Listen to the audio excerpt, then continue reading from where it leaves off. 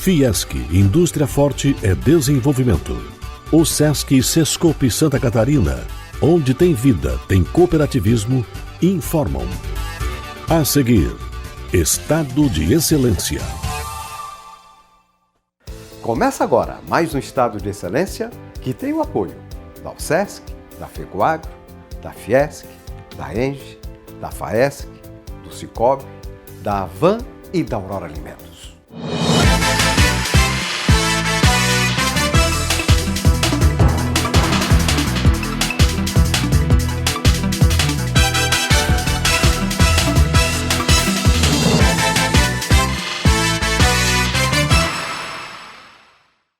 No programa de hoje você vai conhecer dois profissionais cujas atividades criam uma atmosfera de bem-estar e leveza. O musicoterapeuta Deivat Raj e a educadora física Gerli Bannerman, especializada em yoga massagem ayurvédica. É um trabalho terapêutico. Vamos continuar mostrando o trabalho da Gerli e do Raj, mas antes, vamos às informações de mercado. Oferecimento FAESC, a Federação da Agricultura e Pecuária de Santa Catarina. Vamos tratar novamente de um assunto que é de extrema importância no mundo dos negócios: a sucessão na empresa familiar. Para falar sobre o tema, conversamos com o conselheiro independente José Monforte, um dos fundadores do Instituto Brasileiro de Governança Corporativa, que esteve em Florianópolis participando de um evento promovido pela Escola de Negócio da Fiesc, cujo propósito é a formação voltada à sucessão na indústria. Sucessão é um fenômeno biológico, né? Ele acontece num tempo, a não ser que ele seja uma sucessão emergencial, vamos dizer. O imponderável acaba criando a necessidade de um movimento sucessório, né? Mas se você pega uma empresa na geração do fundador ainda, não é? E se ele tem sucesso, que um outro dado de empresas familiares é que uma grande quantidade delas morre no caminho, tá certo? Então esse fundador que teve sucesso, o relógio biológico dele corre junto, né? Como o meu e o seu, né? Os cabelos brancos, né? Eu diria até que uma certa quantidade de cabelos brancos determina que, olha, está na hora de pensar em como é que, né, você vai ser sucedido, né? Ao considerar o que fazer sucessoriamente, existe, em maioria dos casos, um movimento de propriedade. O empresário bem-sucedido, né, é aquele, até aqui, né, que hoje mudou, a juventude empreendedora é outra história, mas ele vivia a vida para a empresa, não é? E, portanto, a vida dele era aquilo, o patrimônio dele estava lá dentro da empresa, né? Então, por que ele vai ao mercado de capitais abrir o capital? Porque ele precisa diversificar o patrimônio dele agora que ele vai ficar mais distante do negócio. E agora existe um turbinado aí, né? Que são as empresas da era digital, né? Então, você tem um surto de empreendedorismo fantástico, né? E o que caracteriza esse surto de empreendedorismo é a velocidade com que essas empresas são criadas e crescem, não é? E movimento de sucessão, e movimento de ir a mercado de capitais e tal, acontece mais cedo, não é? Então, Raimundo, é um pouco isso, né? É um contínuo, mas às vezes é um adensamento de um movimento empreendedor. Acabou a inflação, aí todo mundo se entusiasma a correr risco empresarial, e aí isso gera um calendário, uma agenda biológica que vai gerar sucessão. Eu perguntei para o Monforte como o fundador da empresa enxerga o sucessor. Qualquer sucessão tem dois elementos fundamentais, né? Um de natureza psicológica e um de natureza patrimonial, né? Eu acho que no ramo emocional, psicológico e tudo, o sucedido, né, ele parte da vontade de ter uma sucessão dentro da sua prole, não é? E ela pode ser de vários tipos, e discute-se isso muito, né? Se é sempre para eleger um sucessor, um líder, um controlador, proprietário e tal, ou se tem uma família, filhos e tal, você tem que achar uma composição disso, né? Então o movimento é sempre iniciado pelo fundador ou pelo comandante da hora, né? Como é que ele vê, né? Aqui no negócio da Fiesc me perguntavam, puxa vida, meu pai me quer presidente, mas ele quer um irmão meu de diretor, né, tal. Então aí tem duas derivadas possíveis, né? Uma que seja uma composição que não funcione. A outra, que é a mais virtuosa, que as outras pessoas que ele gostaria de colocar são capacitadas, estão com desejo de colaborar com aquele que será o líder não é? Segundo Monfort, o processo sucessório se dá em duas dimensões: na propriedade e na gestão do negócio. Pode se dar só na propriedade, mas acredito aqui que a gente está explorando uma sucessão que tem os dois componentes, né? Onde o fundador, né? Estamos raciocinando aqui em termos de geração fundadora, detinha esses dois poderes, né? Detinha a propriedade do negócio e o patrimônio representado pelo negócio. E a sucessão, então, vai se dar nessas duas dimensões. E pode ser que você tenha herdeiros que não terão a dimensão da gestão. Poderão ser proprietários, talvez menores, ou não, né? Sem exercer o mandato completo de um sucessor. É um sucessor só na propriedade.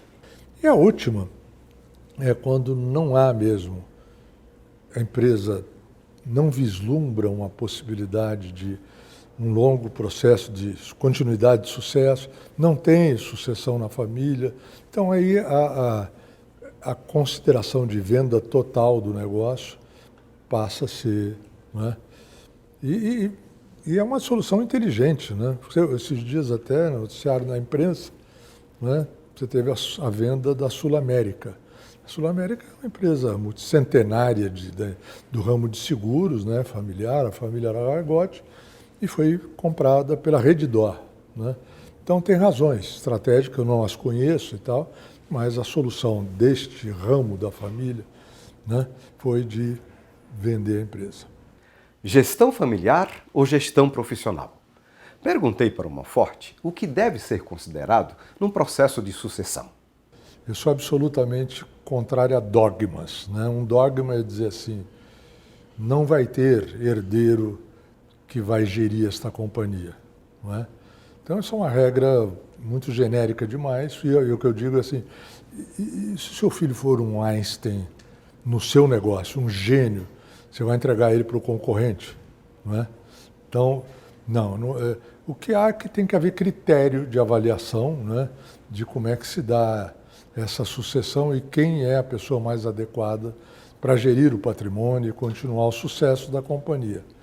Há momentos em que, talvez no estágio de preparação, vamos dizer, até porque sucessores estão ainda no estágio de preparação, você transitoriamente tem que colocar um gestor externo para liderar aquela transição, não é? Então, há casos de todos os matizes, de todos os tipos. Então, acho que essas são as considerações que eu faria.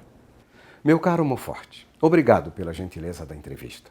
Muito obrigado. É um prazer estar com você, Raimundo, e eu desejo sucesso aí nas suas investidas aí para descobrir o caminho empresarial, o caminho da economia, isso aí do seu sucesso. Então, que tudo continue correndo muito bem para você.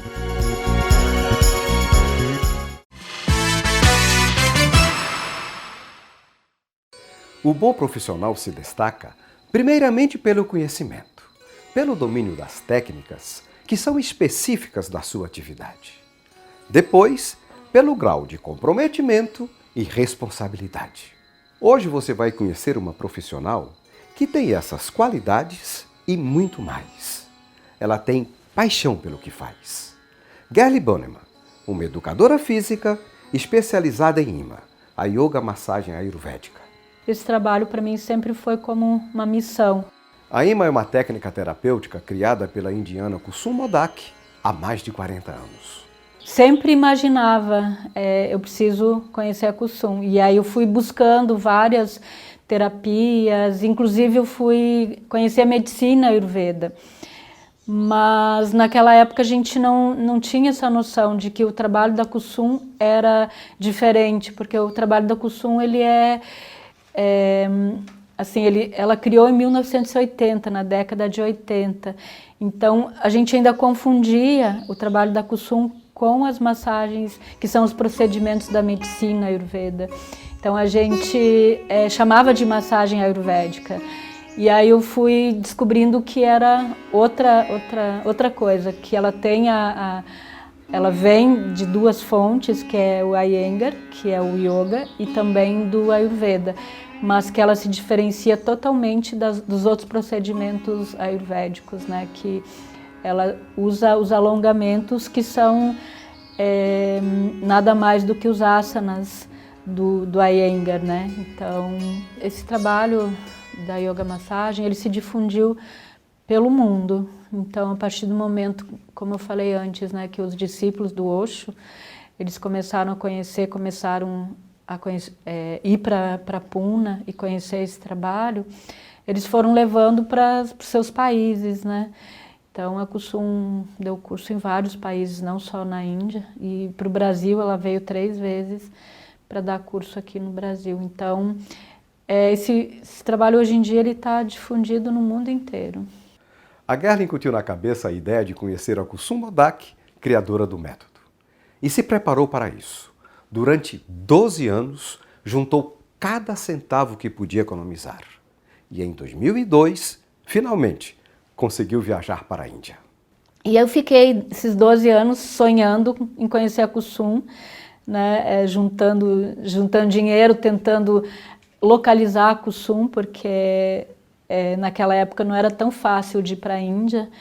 E aí fiquei esperando alguém que me desse o caminho, né, como ir para a Índia, como conhecer a Kusum.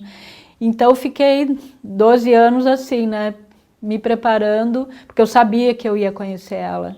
A Gerli conta como foi o encontro com a Kusum Modak e a experiência que teve com a mestra.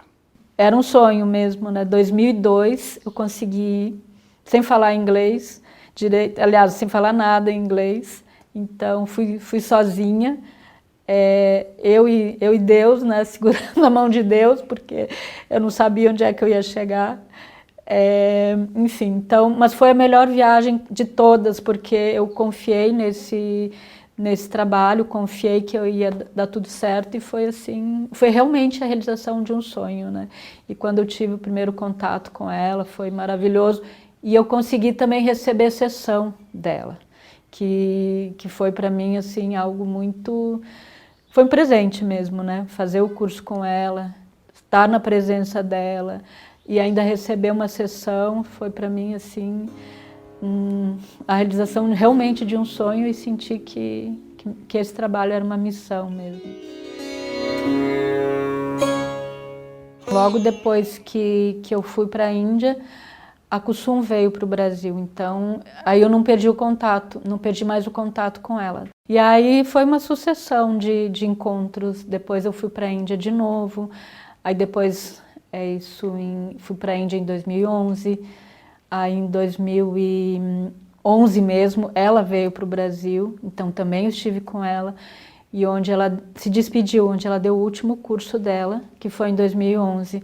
Aí em 2015 eu tive de novo com ela lá na Índia, inclusive fiquei na casa dela, ela me convidou, então tive assim um contato muito mais próximo, né? Porque eu sempre quis não só conhecer a técnica, mas conhecer a pessoa, né? Então eu tive esse contato com ela de uma forma mais profunda, assim, essa convivência no dia a dia, da gente fazer de manhã os rituais, os pujas, né, que ela faz toda manhã. Então a gente tinha assim uma rotina, e isso foi algo muito forte para mim, né? Então essa viagem para a Índia aconteceu para me dar assim a confiança mesmo, né, de não só atender como ensinar, pelo aval da Kusum, mas também de acreditar que eu podia ter um espaço, que eu poderia construir um espaço. E aí eu comecei aos poucos, né, construir esse espaço Solarium. Hoje já é algo assim palpável, né? Já, porque é um processo, né? Eu não construí tudo de uma vez, eu fui aos poucos, né? Aos poucos ela construiu um espaço aconchegante, localizado aqui no Rio Vermelho, na ilha de Santa Catarina. E o Solarium, ele está aqui, ele está no Rio Vermelho, né? Ele se situa no Rio Vermelho, em Florianópolis. Mas também eu dou curso não só em Florianópolis, eu ensino em outras cidades do Brasil.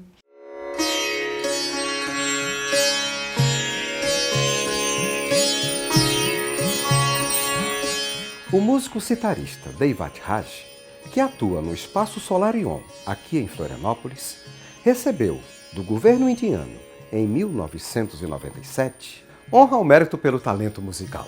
Na maioria dos meus cursos, não em todos, né, porque ele também tem o trabalho dele que particular, que ele participa de eventos e tal. Então, quando ele pode, ele participa no final dos cursos, tocando na troca, né? Então, as pessoas recebem a massagem com a música do sitar ao vivo. Uma curiosidade, em um dos eventos que teve a participação da Kusum aqui no Brasil, a Guerra indicou o Raj para tocar. Ela não o conhecia pessoalmente, só tinha referência do trabalho dele. Depois, ela o conheceu e se casaram. Eu conheci o Raj depois que a Kusum até brinca que ela conheceu o Raj primeiro. Quando a Kusum esteve no Brasil em 2005, o Raj tocou para a Kusum, né, no final do curso, fizeram uma homenagem para ela. E uma amiga, a gente tem uma amiga em comum, eu e o Raj, que ela apresentou a gente, que ela tinha um espaço em São Carlos, no interior de São Paulo, e a gente tem tudo em comum. Ele tem essa viagem, né, da Índia, do sitar, e eu também todo o meu trabalho vem da Índia. Então a gente tem toda tem em comum a Índia, né, e as terapias da Índia, né?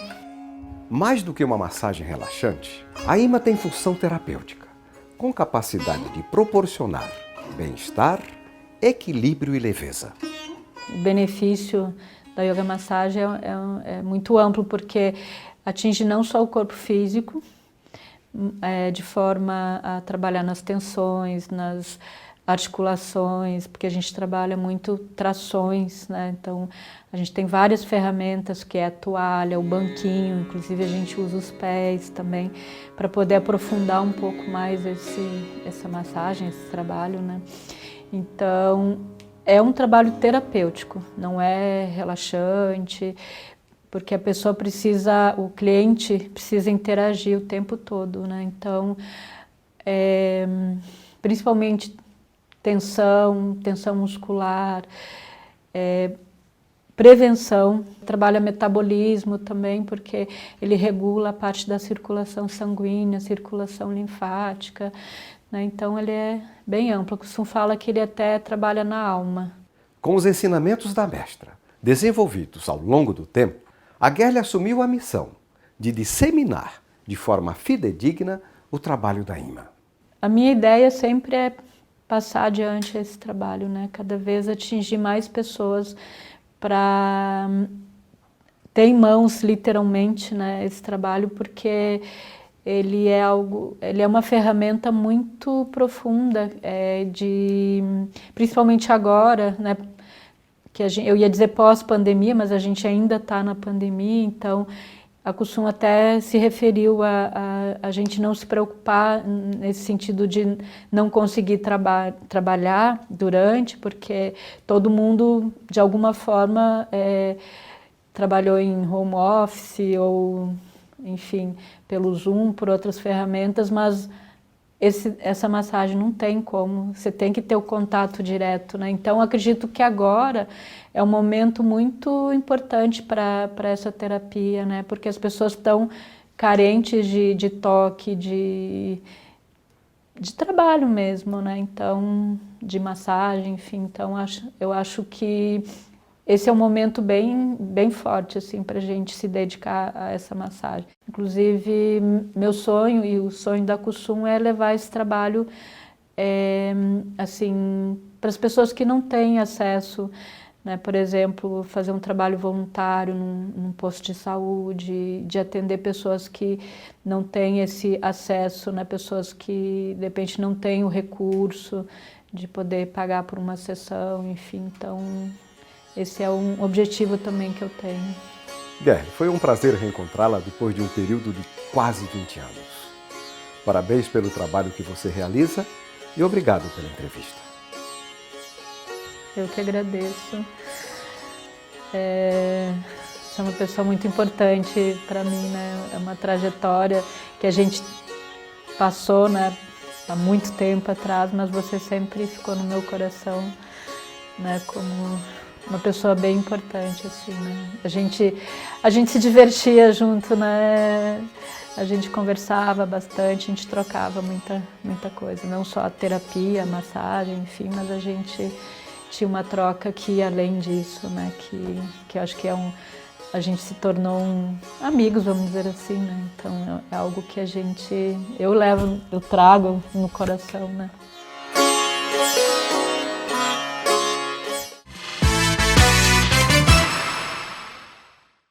Estamos de volta com o Estado de Excelência ao som do sitar.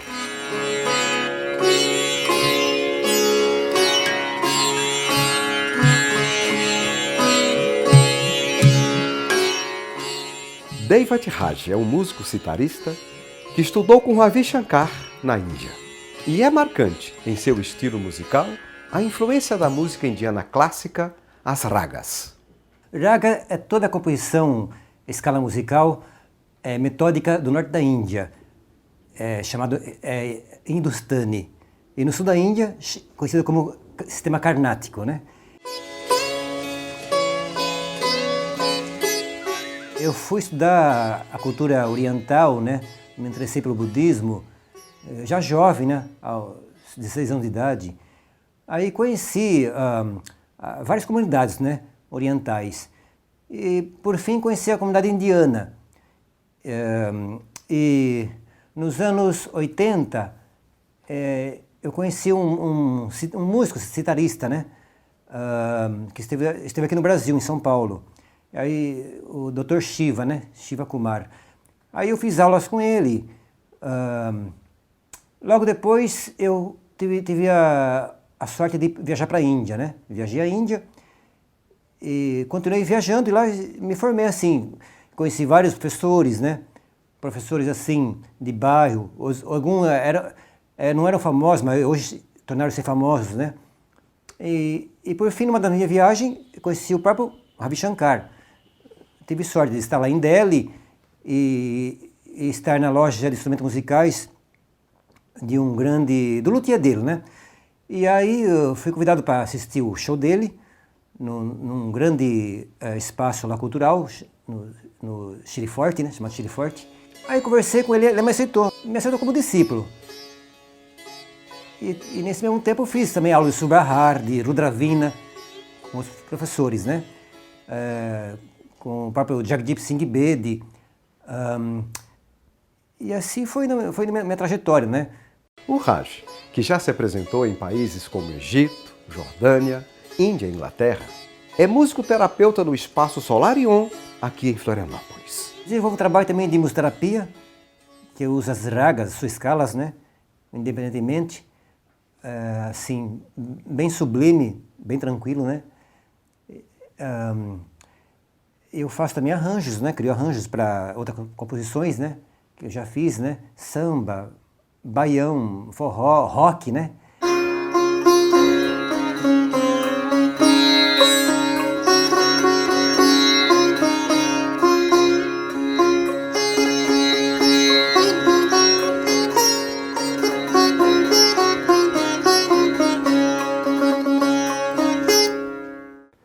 O instrumento é fascinante até no nome. Na Índia, sitar. No Brasil, cítara. E na Índia, tar é a palavra sânscrita, né? Também significa fios, cordas, né? E sitar vem de satar, sat, né? Sat, ou seja, 7. 7 cordas. É um instrumento que tem 7 cordas superiores, né? E tem de 11 a 13, 14 cordas inferiores, né? Chamado tarabe. As cordas simpáticas, né? E é uma pedaleira, é um guitarra natural. Ele tem sua pedaleira natural. E quando você toca, o som vibra, né? E é acústico, né? Não é elétrico, né?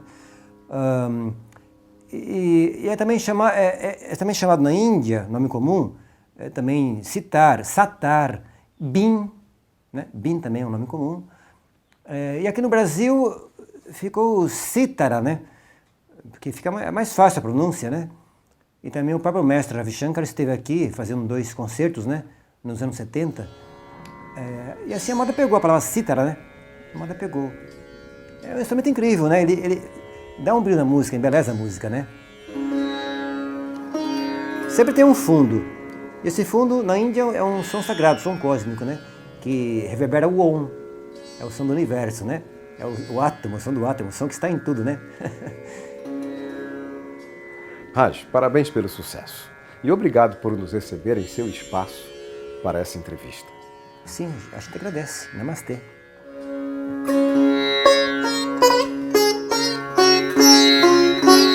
E o programa de hoje termina aqui. Se você deseja rever matérias desse programa e também dos anteriores, acesse o site estadodeexcelência.com.br. A gente se vê na próxima semana em mais um caso de excelência. Um grande abraço e até lá!